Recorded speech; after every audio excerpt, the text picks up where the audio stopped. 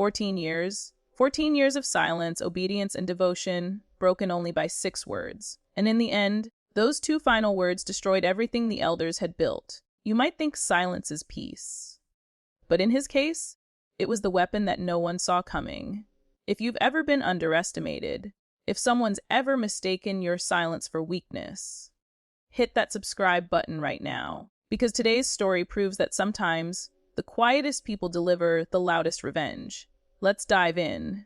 He was known only as Brother Thomas. He joined the monastery in his early 20s, a man of few words and heavy eyes.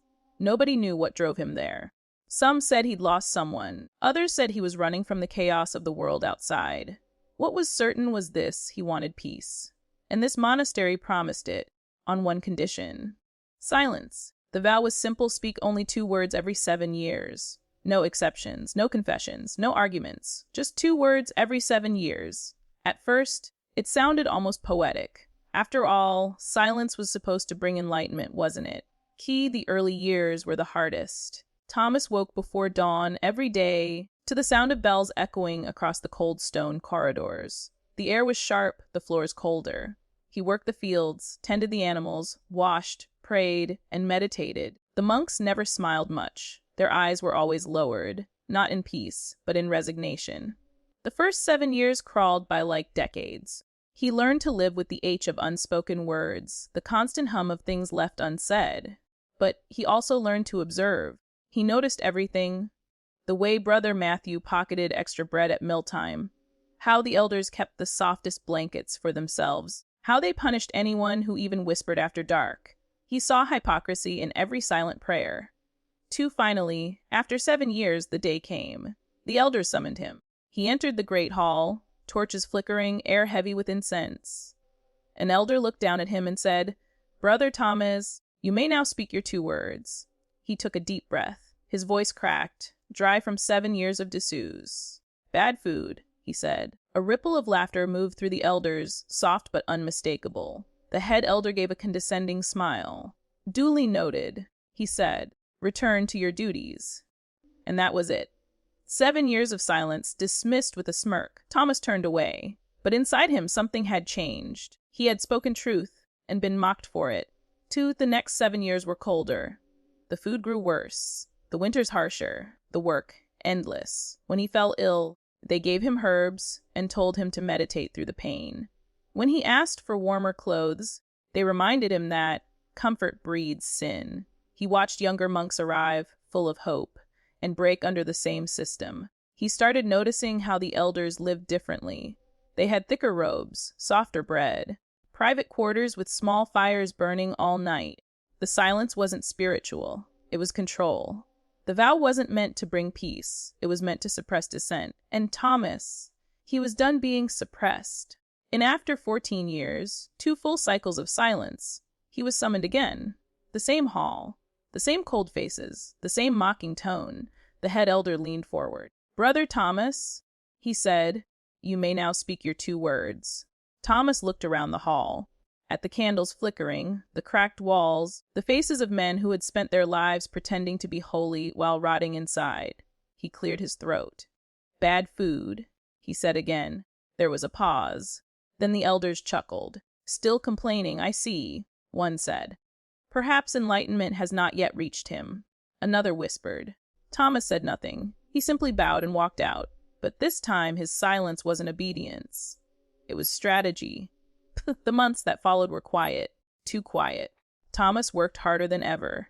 He volunteered for every duty: cleaning the kitchen, preparing supplies, maintaining the storage rooms. The elders thought he was repenting.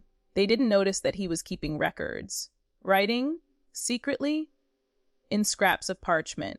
He noted how much grain was bought, how much was stored, how much was missing. He discovered that the elders had been selling monastery food to nearby merchants for personal profit, leaving the brothers with scraps.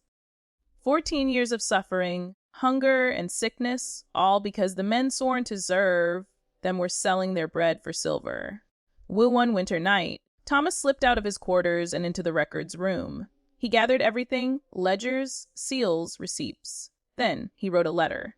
Not to the elders, To the archbishop, he detailed every theft, every abuse, every injustice, and signed it not as Brother Thomas, but as a witness of the truth. A weeks later, a carriage arrived, gold and white banners, church guards. The elders were stunned.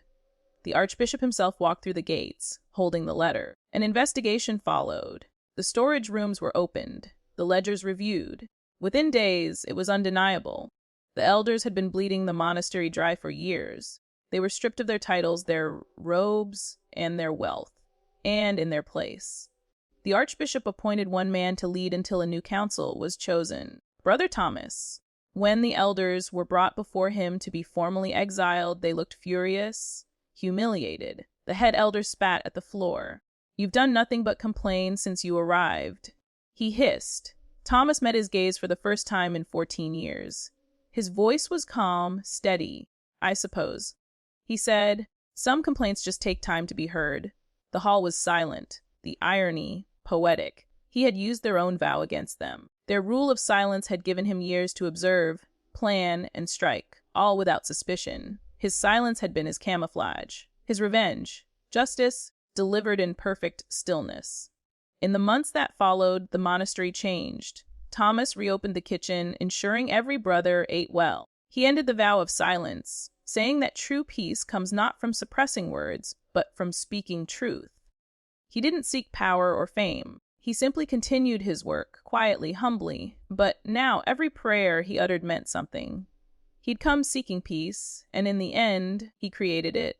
Through justice, silence can be sacred, but when silence protects corruption, it becomes a weapon. Thomas proved that even in a world built to keep you quiet, truth can still find its voice, even if it takes 14 years to speak. If that ending gave you chills, hit that like button. It helps more people find stories where justice finally wins. Comment below, what's the longest you've ever stayed silent before finally standing up for yourself?